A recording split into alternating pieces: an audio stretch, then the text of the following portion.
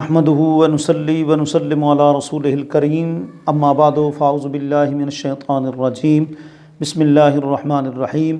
ناظرین، ناظرات، سامعین، سامعات، یہ تو آپ جانتے ہیں کہ مسافر کو شریعت نے قصر کا حکم دیا۔ آج کا ہمارا موضوع کیا ہے کہ مسافر نماز میں قصر کر سکتا ہے، مگر سنتوں کے چھوڑنے کی عادت ڈال لینا نفس کو یہ اچھا نہیں ہے۔ اس کا کیا مطلب ہے؟ یہ تو آپ کو معلوم ہے کہ سفر اور حضر میں فرق ہوتا ہے۔ ایک بندہ گھر سے وہ سفر کرنے لگا ہے، اگر گھر کے اندر اس کو ظہر کی نماز آ جاتی ہے تو اس نے پوری پڑھنی ہے۔ اگر یہ گھر میں نہیں پڑھتا، کہتا جی آگے جا کے پڑھوں گا، سفر میں پڑھتا ہے تو قصر۔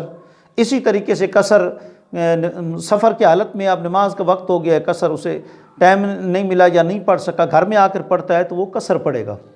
جی، تو علامہ ملا جیون نے نور الانوار میں ضابطہ بیان کیا کہ اصل یہ ہے کہ آخری وقت کو دیکھنا ہے، آخری حالت میں بندہ مسافر ہے یا مقیم۔ اگر حالت اقامت میں ہے تو نماز پوری پڑھے گا، اور حالت سفر میں ہے تو قصر پڑھے گا۔ لیکن جو ہے ان تقصروا من الصلاۃ ان خفتم ان یفتنکم الذین کفروا، یہ جو قرآن نے کہا ہے کہ تم نماز کے اندر قصر کرو، قصر کا مطلب یہ ہے کہ جو 4 فرائض ہیں ان کو تم 2 کر کے پڑھو۔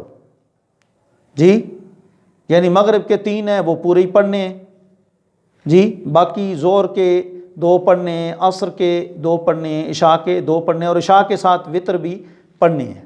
جی، لیکن اس کے ساتھ ساتھ جو معاملہ ہے سنتوں کا، حالت سفر میں سنتیں پڑھنی چاہیے یا نہیں؟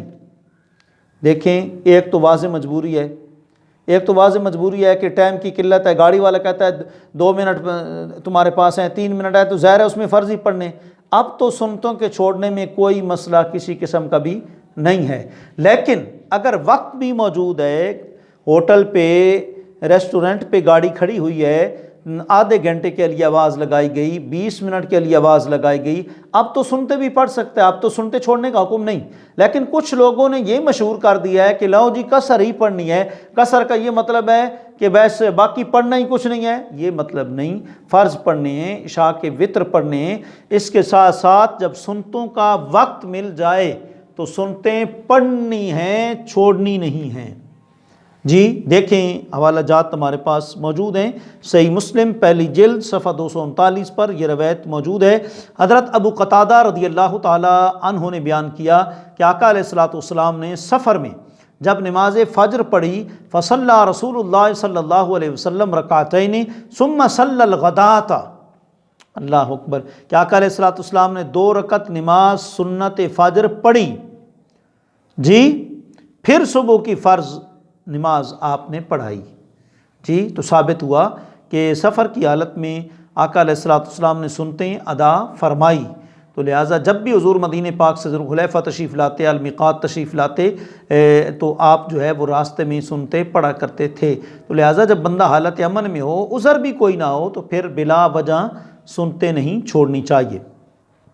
فتاوی قاضی خان پہلی جلد صفحہ 82 پر موجود ہے۔ شیخ امام ابو بکر نے فرمایا کہ سفر میں سنتے ترک کرنے کی اجازت نہیں۔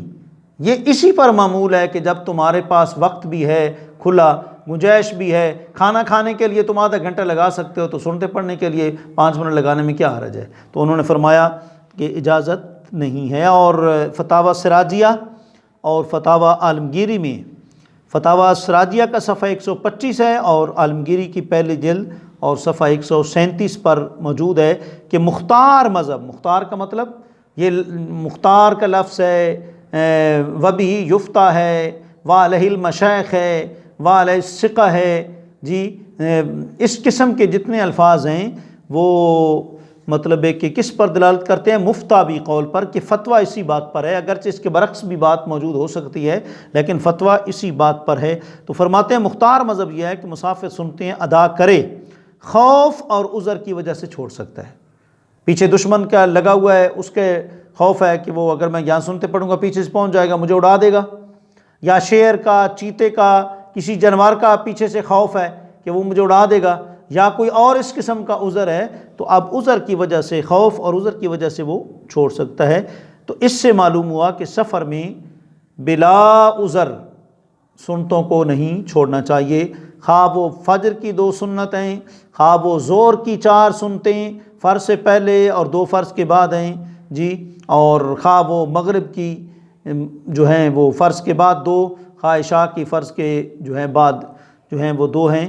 اگر ان وقت مل رہا ہے تو پھر ان کو بالکل نہیں چھوڑنا چاہیے، اور اگر کوئی عذر ہے یا کوئی بارش تیز ہو رہی ہے یا کوئی آندھی آ رہی ہے یا کوئی دشمن کا ڈر ہے یا کوئی اور اس قسم کا مطلب ہے کہ امن نہیں ہے، تو پھر ان حالات میں وہ چھوڑ سکتا ہے۔ لیکن اگر ان حالات میں سے کوئی بھی نہیں اور وقت بھی اس کے پاس ہے، گنجائش بھی ہے، اب اسے سنتیں چھوڑنے کی عادت اچھی نہیں ہے، اسے سنتیں ادا کرنی چاہیے۔